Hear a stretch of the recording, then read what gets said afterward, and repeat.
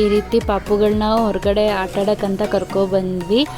ನಾವು ಫ್ರೀಯಾಗಿದ್ದಾಗೆಲ್ಲ ಈ ರೀತಿ ಪಾರ್ಕ್ಗೆ ಕರ್ಕೊಂಡು ಬರ್ತೀವಿ ಪಾಪುಗಳನ್ನ ಆಟಾಡ್ಸೋಕ್ಕೆ. ಸೊ ಮಕ್ಳಿಗೂ ಮೈಂಡ್ ರಿಲೀಫ್ ಆಗುತ್ತೆ, ಅವರು ಕೂಡ ಮೊಬೈಲ್ ನೋಡೋದು ಅದೆಲ್ಲ ಕಡಿಮೆ ಮಾಡ್ತಾರೆ. ನಾವು ಅವ್ರ ಜೊತೆ ಟೈಮ್ ಸ್ಪೆಂಡ್ ಮಾಡ್ತಾ ಈ ರೀತಿ ಪಾಪುಗಳನ್ನ ಆಟಾಡ್ಸೋದ್ರಿಂದ ಮೊಬೈಲಿಂದ ಅವರು ದೂರ ಇರ್ತಾರೆ. ಮೊಬೈಲ್ ಆಗಲಿ ಟಿ ವಿ ಆಗಲಿ ಅಡಿಕ್ಷನ್ ಆಗಲ್ಲ. ಈ ರೀತಿ ಪರಿಸರದಲ್ಲಿ ಆಟಾಡೋದ್ರಿಂದ ಫ್ರೆಶ್ ಗಾಳಿ ಕೂಡ ಸಿಗುತ್ತೆ. ಸೊ ಮಕ್ಕಳಿಬ್ಬರು ತುಂಬಾ ಎಂಜಾಯ್ ಮಾಡ್ತಾಯಿದ್ದಾರೆ. ಅಲ್ಲಿ ಬೇರೆ ಮಕ್ಕಳ ಜೊತೆ ಆಟ ಆಡಿಕೊಂಡು ತುಂಬಾ ಎಂಜಾಯ್ ಮಾಡ್ತಾಯಿದ್ದಾರೆ. ಇನ್ನು ಮೂವಿ ಬಗ್ಗೆ ಹೇಳಬೇಕು ಅಂತಂದರೆ ಮೂವಿ ತುಂಬಾ ಚೆನ್ನಾಗಿದೆ ಫ್ರೆಂಡ್ಸ್. ನೀವು ಎಲ್ಲರೂ ಹೋಗಿ ನೋಡ್ಕೊಂಡು ಬಂದಿರ್ತೀರ ಆಲ್ರೆಡಿ. ನಾನೇ ತುಂಬ ಲೇಟಾಗಿ ಹೇಳ್ತಾ ಇದ್ದೀನಿ ಅಂತ ಅನಿಸುತ್ತೆ. ಆ್ಯಕ್ಚುಲಿ ಈ ವ್ಲಾಗ್ನೇ ನಾನು ತುಂಬ ಲೇಟಾಗಿ ಹಾಕ್ತಾಯಿದ್ದೀನಿ. ನಾವು ಹೋಗಿ ಬಂದು ಆಲ್ರೆಡಿ 20 days ಮೇಲೇ ಆಯಿತು. ಆವಾಗಿಂದನೂ ತುಂಬ ಹೌಸ್ಫುಲ್ಲಾಗೆ ಓಡ್ತಾ ಇದೆ. ರಿಷಬ್ ಶೆಟ್ಟಿಯವ್ರ ಆ್ಯಕ್ಟಿಂಗ್ ಆಗಿರ್ಬೋದು, ಅದರಲ್ಲಿರೋ ಕಾಮಿಡಿ ಆಗಿರ್ಬೋದು, ಫ್ಯಾಮಿಲಿ ಎಂಟರ್ಟೈನ್ಮೆಂಟ್ ಆಗಿರ್ಬೋದು ತುಂಬಾ ಚೆನ್ನಾಗಿದೆ. ಎಲ್ಲೂ ಬೋರಿಂಗ್ ಅಂತ ಅನಿಸಲ್ಲ. ಸಖತ್ತಾಗಿ ಆ್ಯಕ್ಟ್ ಮಾಡಿದ್ದಾರೆ ರಿಷಬ್ ಶೆಟ್ಟಿಯವರು. ನೀವು ಯಾರಾದರೂ ಹೋಗಿಲ್ಲ ನೋಡಿಲ್ಲ ಅಂದರೆ ಒಂದು ಸರಿ ಹೋಗಿ ನೋಡಿ ನಮ್ಮ ಕನ್ನಡನ ಬೆಳೆಸ್ದಂಗೆ ಆಗುತ್ತೆ.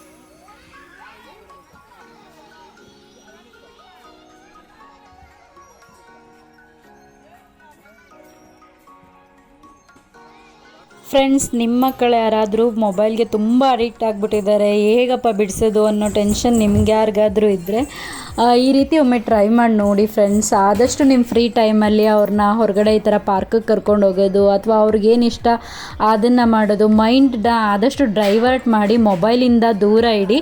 ಮೊಬೈಲು ಟಿ ವಿ ಇದೆಲ್ಲದರಿಂದ ದೂರ ಇಡಿ. ಸೊ ಅವರು ಕ್ರಮೇಣ ಮೊಬೈಲ್ ಅಥವಾ ಟಿ ವಿ ಅಡಿಕ್ಷನ್ನ ಕಡಿಮೆ ಮಾಡ್ತಾರೆ, ಖಂಡಿತವಾಗ್ಲೂ ಕಡಿಮೆ ಮಾಡ್ತಾರೆ ಅಂತ ನನಗನ್ಸುತ್ತೆ. ಈ ವ್ಲಾಗು, ಈ ಇನ್ಫಾರ್ಮೇಷನು ನಿಮಗೆ ಇಷ್ಟ ಆಗಿದ್ರೆ ನನ್ನ ಚಾನಲ್ನ ಸಬ್ಸ್ಕ್ರೈಬ್ ಮಾಡ್ಕೊಂಡು ನಂಗೆ ಸಪೋರ್ಟ್ ಮಾಡಿ. ಹಾಗೆ ಒಂದು ಲೈಕ್ ಮಾಡೋದನ್ನು ಮರಿಬೇಡಿ. ನಿಮ್ಗೇನು ಅನಿಸುತ್ತೆ ಅಂತ ನನಗೆ ಕಮೆಂಟ್ ಮೂಲಕ ತಿಳಿಸಿ ಅಂತ ಕೇಳ್ಕೊತ ಈ ವ್ಲಾಗ್ನ ಇಲ್ಲಿಗೆ ಮುಗಿಸ್ತಾ ಇದ್ದೀನಿ. ಸಿಗ್ತೀನಿ ಮುಂದಿನ ವಿಡಿಯೋದಲ್ಲಿ. ಅಲ್ಲಿವರೆಗೂ ಎಲ್ರಿಗೂ ನಮಸ್ಕಾರ.